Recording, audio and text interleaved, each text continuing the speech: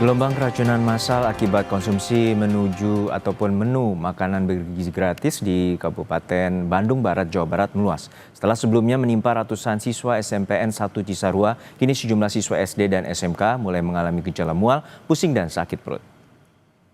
Sebanyak 182 siswa di Kecamatan Cisarua, Bandung Barat keracunan diduga usai menyantap MBG. Kasus keracunan MBG tidak hanya di SMPN 1 Cisarua, melainkan terus meluas hingga SMKN 1 Cisarua dan SDN 1 Garuda.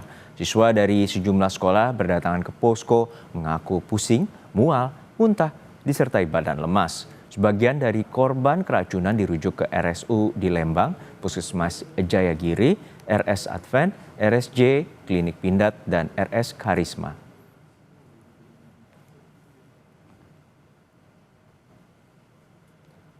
Presiden Prabowo Subianto menegaskan insiden keracunan makan bergizi gratis tidak dapat diterima. Meskipun jumlah kasus yang ada masih di bawah 1% dibandingkan paket makanan yang telah disalurkan. Presiden Prabowo pun akan memperketat penerapan standar operasional prosedur atau SOP dalam pelaksanaan program MBG demi mencegah insiden keracunan. And now I'm proud to say, as of few hours ago, we have now 11,400 kitchens. I think, yeah, 11,400. Yusa, berapa ya? Sorry, 11,900 kitchens. And we are feeding today 35.4 million mouths. So 35.4 million. Yeah, and that's the equivalent of 7 Singapores. So we are feeding 7 Singapores every day. I think we had food poisoning, but when we counted the number of meals we gave out, the number of food poisonings, I think the statistic is as low as 0.0007,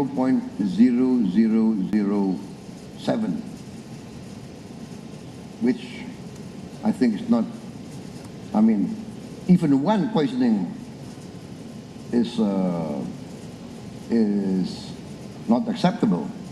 But I think in any human endeavor to have a zero defect or zero accident or zero mistake, I think is very rare in human endeavor, in my opinion. I don't make an excuse. We are determined to make it as near to zero as possible. We increased our oversight, SOPs. We are now buying new equipment, filters for the water, test kits for the food, modern equipment to heat the water, to heat the trays that are being, so we are putting it, trying to increase all the oversight. Now we send the money straight to the kitchen. We don't go through all these,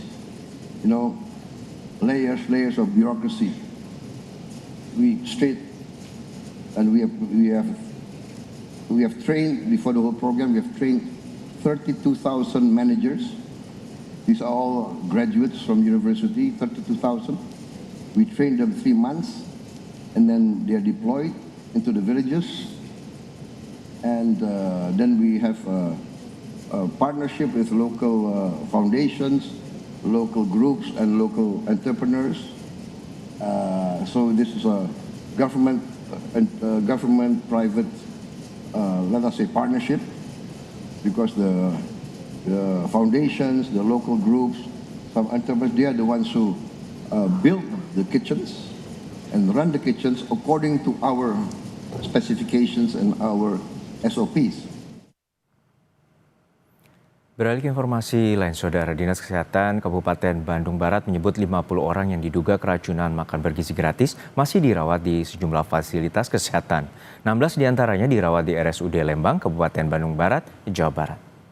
Data terakhir dari Dinas Kesehatan Kabupaten Bandung Barat, 16 siswa masih dirawat di RSUD Lembang. Saat ini kondisi siswa yang dirawat berangsur membaik. Sementara SPPG Panyandaan di Desa Jambu Dipa, Kecamatan Cisarua, Lembang yang memproduksi MBG ditutup sementara oleh pemerintah Kabupaten Bandung Barat. Informasi terkini kasus keracunan usai menyantap makan bergizi gratis, kita tanyakan langsung pada jurnalis Kompas TV Reza Pratama dan juru kamera Abdul Rohim. Reza, untuk saat ini berapa banyak siswa yang saat ini masih dirawat dan juga bagaimana kondisi terakhir mereka? Ya, baik Juno dan juga saudara, untuk saat ini update terakhir yang kami dapatkan bahwa tadi pagi memang ada 16 siswa yang dirawat, namun saat ini kami melaporkan ada 12 orang siswa yang masih dirawat dari berbagai jenjang pendidikan, begitu dari SD, SMP, SMK yang berasal dari Kecamatan Cisarua dan juga Pasir Lango begitu. Nah, saat ini memang ada 12 orang siswa yang masih dirawat, namun informasinya kami dapatkan bahwa ada 2 orang lagi yang akan sudah diperbolehkan pulang. Nah, jika saya perlihatkan ini adalah salah satu ruang perawatan, namanya ruang rawat inap Burangrang. Di sini sekitar ada 6 siswa yang masih dirawat di RSUD Lembang begitu. Kemudian di ruangan rawat inap satunya lagi di ruang Burangrang 2 ini ada 6 orang yang masih dirawat. Nah, untuk lebih lengkapnya ini saya akan berbincang bersama dengan salah satu seorang siswa begitu. Saya sudah bersama dengan Ibu Ratna di sini. Ibu Ratna, selamat siang Ibu. Ya, selamat siang Pak. Ibu, saat ini kondisi anak Ibu seperti apa Bu? Apakah sudah diperbolehkan pulang atau harus masih mendapatkan perawatan Bu? Alhamdulillah sekarang sudah bisa diperbolehkan pulang ya. Kalau kemarin kan pas kejadian itu kerasanya itu muntah-muntah, terus kejang juga gitu. Alhamdulillah dibawa ke rumah sakit RSUD Lembang, penanganannya baik ya, alhamdulillah gitu. Sekarang sudah baikan, bisa pulang. Saat ini kan sudah diperbolehkan pulang Bu ya, kabar baiknya. Apakah masih ada yang dirasakan mungkin Bu oleh anak Ibu? Cuman mual sih, tapi kalau itu mah udah enggak terlalu gimana gitu, bisa di ini. Iya. Dari RSUD sudah diberikan obat-obatan untuk dibawa pulang Bu, atau mungkin dari dokter seperti apa nanti perawatannya di rumah? Udah dikasih obat, dikasih penjelasan juga. Iya. Kalau boleh tahu Bu, yang disampaikan oleh anak Ibu saat kemarin yang dimakan dari paket MBG itu apa sih Bu menunya?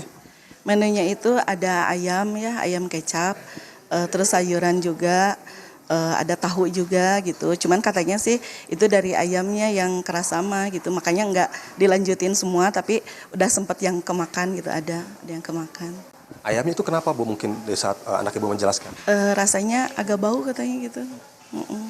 Iya gitu.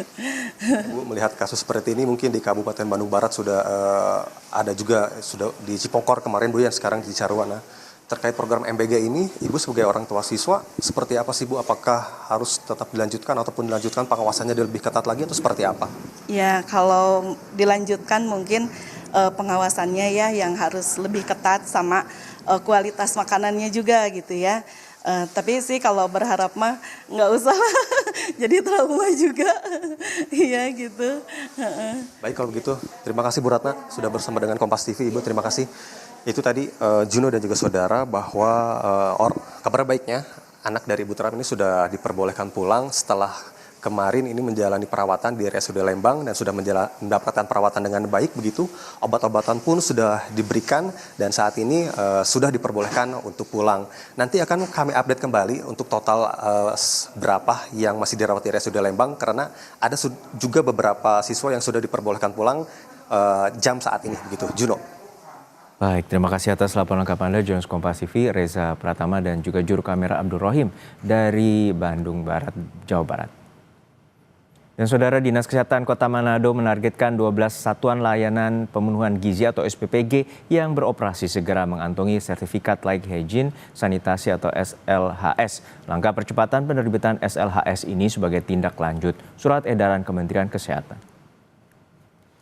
12 SPPG dan 8 SPPG yang tengah menjalani proses penerbitan SLHS dari Dinkes Kota Manado dan 4 SPPG sedang dalam tahap persiapan dan telah mengajukan permohonan ke Dinkes Kota Manado.